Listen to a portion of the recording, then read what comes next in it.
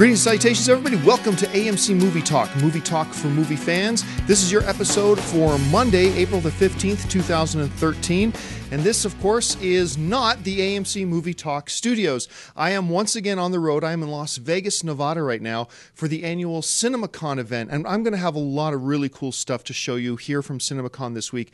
Basically, CinemaCon, as my one friend described it, is Comic-Con for movie theater owners. This is where the movie industry and the studios come and bring all their upcoming movies and promotional material and show it to the movie theater owners. So I get to be here for that, and I'm going to have a chance to share and see a lot of stuff with you guys. And that's going to be a lot of fun. So I'm going to be doing the show from Vegas this week. It should be a lot of fun. And we are going to get started with this. Now, of course, the sequel to The Hunger Games Catching Fire, opens in AMC theaters everywhere on November 22nd. I know a lot of people are really looking forward to it. And now, the very first trailer, of course, for Catching Fire has been released online. Now, you've probably had a chance to see it. If you haven't, there's going to be a link to the trailer in the description below. And I want to give you my thoughts on it. Now, first of all, the big change, of course, between the first Hunger Games film and Catching Fire is that director Gary Ross, who directed the first film, and I think did a pretty darn good job with the first film, did not return to shoot the second film. And instead, the director, of course, for this new film is going to be Francis Lawrence, who directed such films as Constantine, Water for Elephants, and I Am Legend. Now, I really did like the job Gary Ross did in the first one. My one main problem with the job Gary Ross did was the way the action was shot. I mean, the action was so incomprehensible and I hate shaky cam in movies. To me, it's a lazy man's way of directing action because it means we don't actually have to choreograph good action. Just shake the camera around and it'll give the feeling of good action. And I think it's pathetic. I hate that. And Gary Ross, unfortunately, despite all the good things he did with that movie, he used a lot of that shaky cam and quick, fast editing. So you really, it gave the feel of action without actually showing you action. And I detest that. I hate that.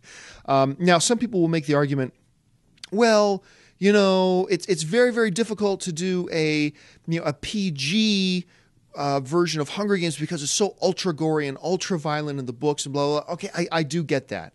But you got to find a way. And the way is not kind of camera editing. That's not the way. That's a terrible way to do it. So I didn't like that. But anyway, let's move beyond that and let's actually talk about the trailer for Hunger Games Catching Fire. I have to admit that I did not read the first Hunger Games book. I just watched the movie and I thought the movie was pretty darn good. But I did read the second two books, and I have to admit this is going to be very unpopular. I was not a big fan of the second two books. I read them, and to me, it just didn't do it for me. So I've been skeptical about Catching Fire. However, I sat down and I watched the trailer this morning, and I got to say, I love the feel of the trailer. I really do. I think this trailer feels great. And what a lot of movies kind of make a mistake in is that they talk about these global problems, or this is this worldwide epidemic, or this is a tyrant ruling the whole world. But the movies sometimes feel small. And I'm not just talking about Hunger Games. There's a lot of movies that do this. The world in which these movies inhabit often feels small, despite the fact that they're talking about big global problems or global issues going on. And from just briefly watching the Hunger Games Catching Fire trailer, I really got a sense of a worldwide issue, that this is a issue of nations. This is about the entire population. This is about, and that's something that the first film didn't really do for me. It still felt very small in the first film. But in this one, it felt large. At least in the trailers, it really feels large. And I've got to tip my hat to them for that. Jennifer Lawrence looks great. Josh Hutcherson looks great. What really stood out to me, though, in the trailer was the dynamic between Philip Seymour Hoffman, who's, I never have known if I'm pronouncing the character's name right, Plutarch Heavensbee? Is that how you say the name of the character? I've just only read the name. I've never heard it said. But the relationship between Philip Seymour Hoffman's Plutarch and Donald Sutherland's President Snow, the whole context of the trailer happens in that dining room, if you will, where Hoffman and Donald Sutherland are sitting. And the dynamic and the conversation between them feels really great. I enjoyed that a lot. So how do you do this film without being rated R? The answer is not shaky camera. I'm not a big fan of the Hunger Games Catching Fire, the book, the second book, but I gotta say this trailer has really whet my appetite. I am now very excited for this film, and I'm looking forward to it being in an AMC theater near you on November 22nd. All right, let's move on to this. Director Bryan Singer has just released a photo of Patrick Stewart in uniform for X-Men Days of Future Past, and the film actually starts shooting today. The movie is actually coming. It's on its way. Now, in this picture that you can see here that Dennis is bringing up, you can see Patrick Stewart in what almost looks like a Star Trek costume more than an X-Men costume. I'm only guessing here that the costume we see Stewart wearing there might be actually even further ahead in the future than what we consider our present. Now, a lot of people have asked, how on earth is Patrick Stewart there when he, spoiler alert, dies in X-Men 3? And, maybe there's that little extra scene at the end where maybe his essence inhabited another body. But even that, how is Patrick Stewart looking like Patrick Stewart in this movie when he dies in X-Men 3? Well, I believe the way they're going to deal with this problem is the same way they've dealt with other continuity problems through the X franchise, which is just ignore it. Just ignore it. Like, wait a minute, at the beginning of X-Men 3, how are Charles and Magneto going to Jean Grey's house when we know, like 15 years before that from X-Men First Class, that Charles got shot in the spine, and that's when Charles and Magneto parted ways. You know how they deal with that problem? By ignoring it. Just saying, just forget it. Just forget the problems. Just come along with us. And I think we as an audience will be willing to do that. I don't think any of us have looked at the X-Men films so far in a very strict, one direction, completely linear timeline. I think we've all been willing to accept some of the continuity problems and just go with it. And I think that's what they're going to ask us to do with this. I think they're just going to ignore what happened in X-Men 3 and kind of move forward from there. And that's probably the best thing they can do. Now, one of the interesting things about this new movie, X-Men Days of Future Past, that they start shooting today, is that Bryan Singer said this is easily his biggest film. Now, you can see why he's saying that, because he's got like this incredible cast. He's got Anna Paquin. He's got Ellen Page. He's got James McAvoy. He's got Michael Fassbender. He's got Jennifer Lawrence. He's got Nicholas Hoult. He's got Ian McKellen. He's got Hugh Jackman. And, of course, he's got Patrick Stewart. I mean, obviously, this is a big film. And I can only assume the budget's going to be huge. But coming from a director like Bryan Singer, who's saying this is going to be his biggest film ever. Well, remember the same guy who made Superman Returns. That was like a $200 million film. This is the same guy who made Jack the Giant Slayer. That cost probably with marketing and everything about $220, $230, $100 million, $230 million. I mean, and now he's saying this is going to be the biggest.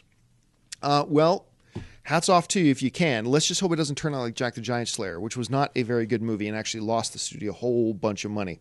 So X-Men Days of Future Past starts shooting today. It opens in AMC theaters everywhere in 2014. All right, another really cool thing that hit the web today, as most of you know, my absolute number one most anticipated film this year is Man of Steel, the Superman movie being produced by The Dark Knight's Christopher Nolan and is being directed by 300's Zack Snyder. I think this is one of the best trailers. The first trailer that came out for Man of Steel is one of the best trailers I've seen all year. It just really excited me. It really got my blood pumping. I love all the people involved. I love the casting of Henry Cavill as Superman. I think this is great. And of course, the old argument that, it's weird that I still hear people complaining that Henry Cavill shouldn't have been cast as Superman because he's not American. Because he's a British actor. I believe it's British. Because he's a British actor. And Superman is all American. You should have an American play Superman. I cannot believe that you people do not remember that Superman is not American. He is an alien from another planet. Not American. Grew up in America? Yes, but not American. He is as an illegal alien as illegal aliens come. All right? He is not American. And he wasn't even created by an American. He was created by a Canadian, for heaven's sakes. So please get off this thing about Henry Cavill being British means he shouldn't play Superman. It's an idiotic argument, completely idiotic, and I just usually brush the people off who suggest such stupid things. But anyway, I love the look of this movie. It is like I said, the most anticipated film I have this year. But the Warner Brothers, they released this great little viral video. And I get kind of tired of these little viral video antics that studios do because they're not really viral, are they? They're very coordinated, funded, organized publicity pushes. So they're not really viral videos, but they call them viral videos. But that's a discussion for another day. They put out this little video of General Zod being played by Michael Shannon, of course, from Boardwalk Empire, who is a great actor, and I'm very curious to see him in this role. I still got to admit, I have a hard time imagining him as General Zod, but he is a great actor, so I'm really looking forward to seeing him. But they released this little video of General Zod sending a warning to Earth. And we're going to take a second here. Let's take a look at this video. Look at this video with me of Michael Shannon as General Zod. Ignore the video quality.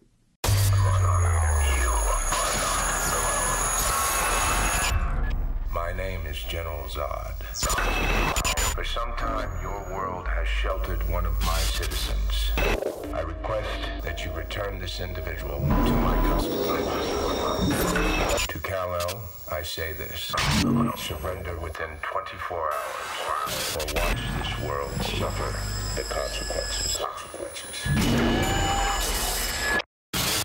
I think this looks great. And I think this is the first little glimpse that we get into what the story of Superman is. Because I'll be honest with you, up until this point, I haven't known, okay, why is Zod coming to Earth? What's happening here? All this stuff.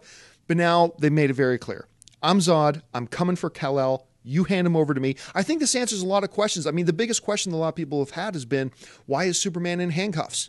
You know, why are they arresting him? And I think now this gives us a lot of insight into what's happening. Again, this little video excites me, only building my excitement for Man of Steel. I am so pumped for this film. #1 anticipated movie of the year. Don't forget, it opens in AMC theaters really soon. All right, also on the front of new things, a movie I've really been looking forward to is the new Jeff Bridges, Ryan Reynolds film, R.I.P.D. And R.I.P.D., here's the synopsis, centers on dead cops who work for the Rest in Peace Department, with Ryan Reynolds playing a newly deceased cop and Jeff Bridges taking on the role of his partner, a seasoned R.I.P.D. veteran. The film also stars Mary Louise Parker, Kevin Bacon, Marissa Miller, and James Hong. I think just the idea of this, now I've never read the graphic adaptation of R.I.P.D., so I just admit that right up front, so I don't really know the story. But I love this cast.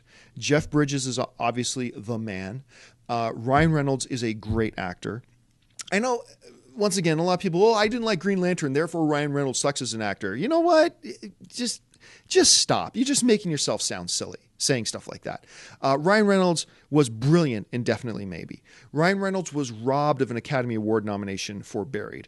Ryan Reynolds showed he has great comedic chops in like these little jewel comedies like Just Friends. And he was, and you know, The Proposal wasn't a little jewel comedy. That was a big scale comedy, but that was a great movie and he was great in it. He is a really good talent. Seeing Jeff Bridges and Ryan Reynolds together, I think this is going to be great. I love the look of this new poster that they just released finally. It's a very simple concept, the two of them back to back, but I think it looks badass. And I think this movie is going to be a lot of fun, and I'm really looking forward to it. All right, last issue we're going to talk about here before getting to the mailbag. The Wachowski brothers, the Wachowski siblings, I should say. I'm still used to saying Wachowski brothers. Now, they have a new movie coming out that just started shooting. And it's called Jupiter Ascending, and they've begun principal photography. And it stars Channing Tatum and Mila Kunis. Now, Mila Kunis basically plays this Russian immigrant who cleans toilets for a living. And then she discovers that she has a genetic mark on her that predestines her to becoming the next queen of the universe. Let me say that again. Russian immigrant to America, cleaning toilets for a living, who discovers she has a genetic mark on her that destines her to be the new queen of the universe. And I guess Channing Tatum is some kind of galactic soldier who's been searching for her throughout the galaxy. It's a very strange sounding movie, but what else do you expect from the Wachowski siblings? Now, the Wachowskis are, of course, just coming off Cloud Atlas, which was a very divisive film. I mean, some people absolutely loved it. Some people absolutely hated it. And that shows the Rotten Tomato score was like a 66 or a 67%. It didn't do great at the box office. I think domestically it made about $27 or $28 million. Domestically, the box office. I think just a lot of people didn't know what to make of it. I finally got around to seeing it, and I got to admit, I wasn't completely taken with it. I didn't love it or hate it, but it just didn't really do it for me. recognize the ambition in the film and what they were going for. But just because you're going for something great doesn't necessarily mean it's going to turn out to be great. And for me, it didn't turn out to be great, but that's just me. Still, these guys have wild imaginations. And this sounds crazy. Mila Kunis cleaning toilets, discovers she's destined to be queen of the universe. So, yeah, sign me up. I have no idea about the release dates or anything like that, but keep your eye open for future news on Jupiter Ascending. And I do think Channing Tatum and Mila Kunis are going to be pretty good on screen together. All right, folks, it's that time of the show for Mailbag. Listen, if you've got a topic or question you'd like us to address on air, you can email us anytime at amcmovietalk@gmail.com. Send in your questions. We pick out a few every day, and I've got a few of them here right now. This first one comes from Carmelita Tooney, who writes, "Hello, Mr. Campia and the rest of the AMC crew. I still remember when you said that video game writers shouldn't write video game movies. And that got me thinking, well, what about comic book movies? I was wondering, what do you think of comic writers writing comic book movies? Do you think it would change comic book movies for the better or for the worse?" Thanks a lot for the question. I got to say this. Writing screenplays and writing comic books are two completely, wildly different things. And I think just because somebody is really good at one does not mean they would be good at the other. I'll give you an example, just a personal example. I wrote and directed a film, and I actually I like my screenplay. I thought I did a pretty good job on it. But then I have this new project that I'm working on, and at first I thought I would make it into a comic book, a graphic novel. And I realized I really sucked at trying to write comic books. It's a completely different thing. It's the way you have to structure and the way it works, and you're working visually as well as anything else on a printed page. So it's a completely different medium as well. And I had such a hard time trying to write that, not because it's harder or not because it's better or worse, but because it's so different. I was pretty good at one thing, but absolutely horrible at another. So, they're worlds apart. So just because a guy can write a great comic book, that doesn't necessarily mean they can write a screenplay. And vice versa, obviously. They can be. Now, that doesn't mean they can't do it, but I think it's two really, really different things. It's kind of like saying, hey, this guy is this guy was great at fixing bathrooms. Awesome at fixing bathrooms. Let's have him design the next USS Enterprise. It's just different things. Now, would it change it for the better or for the worse? Well, I think we can all agree that comic book movies right now are amazing. At least they've gotten so good. When you're talking about films like The Dark Knight, and you're talking about films like X-Men 2, and you're talking about films like The Amazing Spider-Man or The Avengers, the bar has been raised really high with comic book movies that it's difficult to imagine getting a lot better. So, when you got guys like David Goyer and Christopher Nolan and Joss Whedon and, writing screenplays for these amazing comic book movies, are we really in a position where we say, we need better writers? I don't think so. I think personally, for my opinion, and you may have a different opinion, which is cool, but my opinion is let screenwriters write screenplays. And let comic book writers write comic books. And sometimes there'll be crossover, but just because one's good at one thing doesn't necessarily they'll be good at the other. All right. The next question comes from Kenton Muller, who writes, "Hey guys, I love the show and have been subscribed for several months now. I was wondering what you thought the best comic book film of all time was. Many have said The Avengers is, but my money is on The Dark Knight. Thoughts?" This is a knife in your back question, because no matter what answer I give right now, half of you are going to think I'm a genius, and half of you are going to think I am a blithering idiot with drool dripping down the side of my face. So I'm going to tell you this. To me, for my money, the best comic book movie of all time is The Avengers. Now, often is it The Avengers or is it The Dark Knight? Oh my gosh, you're going to kill me. The Dark Knight is amazing. It's so good. I've watched that film like 20 times. For me personally, remember, this is all just personal opinion. For me personally, I don't even have Dark Knight at number 2. I have The Dark Knight at number 3 for me. My number one, I think, comic book movie of all time is The Avengers. My second favorite is actually X-Men 2. And then I have The Dark Knight, and then in there somewhere is Spider-Man 2, and then it goes down the list. But, Dark Knight and Avengers, these are the two that always get held up there. And they are such completely different films. I think we all recognize it. They are such monumentally different films. So to me, you had The Dark Knight, which is a little more based in reality, a little grittier, a little darker, more of a dramatic piece than say, The Avengers. And then you have The Avengers, which is the fun, popcorn, comic book gusto of a movie, and that's what they're going for. So what it comes down for me when talking about just the two is, okay, which of those two achieved what they were going for better?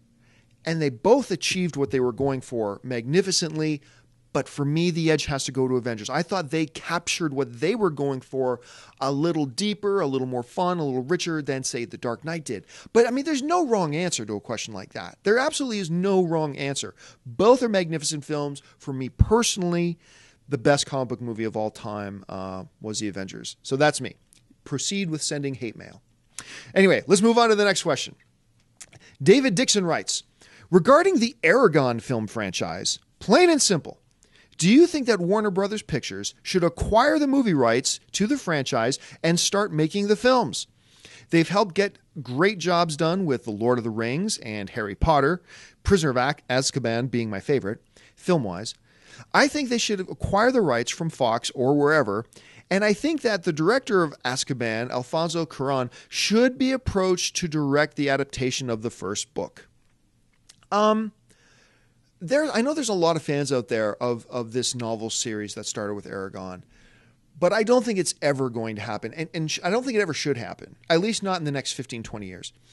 I think the first film was so bad and so terrible and left such a bad taste in everybody's mouths that I don't think a studio like Warner Brothers or anybody else, frankly, is too keen on acquiring the rights, dumping $180 million into it and putting it out again, because they know it's going to be an uphill fight. Like right from the beginning, you're starting behind the eight ball because a lot of people already saw an Aragon movie and a lot of people hated it. And would the general movie-going audience be all that keen? Because remember, when you're making a movie like this, you can't just get the fans of the books. You have to get everybody else as well interested in the film. Like Avengers. The Avengers became like the #1 box office film of the year, not because the comic book fans all went out to see it. That represented like maybe 5% of the audience. It had to appeal to the wider audience as well and get them to go. And considering there's such a bad taste in everybody's mouth from the last attempt at making Aragon, I just don't think a studio is going to want to step up to the plate and do that. Maybe in 10 or 15 years from now when everybody's forgotten about the last film. But personally, I just don't see happening. And if I were a studio head personally, look, remember, I'm not saying the movie couldn't be great. I'm simply saying I don't think they would want to take that risk that they could actually get people out to see it. I think that's the big question, and I don't think people would. And so if I were a studio head personally, I wouldn't roll the dice on that. All right, final mailbag question of the day. Sharon T. writes, hi, guys. I love the show. Thank you very much, Sharon. I would like to see a Catherine Bigelow directing The Fast and the Furious 7. She's a wonderful director and will bring a brave new style to the franchise, in my opinion. Do you think it's possible to happen? Well, I mean, Catherine Bigelow, there's no doubt. She's in the top 5 of the best directors in Hollywood today. I mean, from winning the Academy Award for Hurt Locker, her film Zero Dark 30 was magnificent, and once again, that was nominated for Best Picture. She is an Academy Award winning level director. She is awesome, no doubt. Would I want to see her direct a Fast and the Furious 7? For me personally, the answer is no. And the reason is not because she's not good enough. She's clearly good enough. She's one of the top 5 best directors in the business today. But it's a question of style. Does her style, when you look at the film she's made, does her style complement and fit well with a franchise like Fast and the Furious? And I've got to tell you, I just don't think it's a good fit. Of course she's good enough, but is it a good fit? And I don't think it is. Like, for instance, another master director, Martin Scorsese.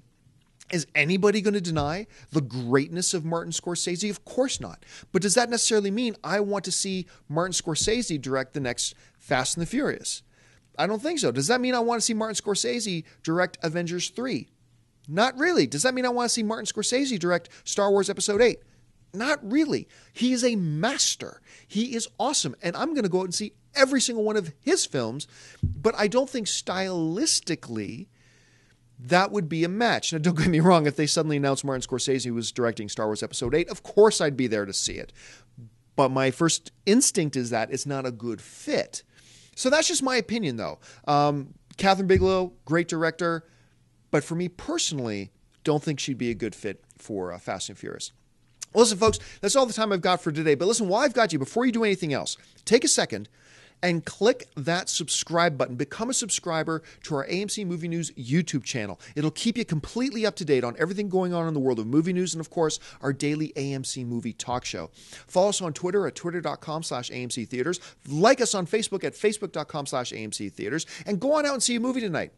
Go to www.amctheaters.com right now for your theater, showtime, and movie ticket information. If you want an audio-only version of the show, look down in the description. You'll find links to our iTunes and Stitcher Radio. And once again, most importantly, click that subscribe button.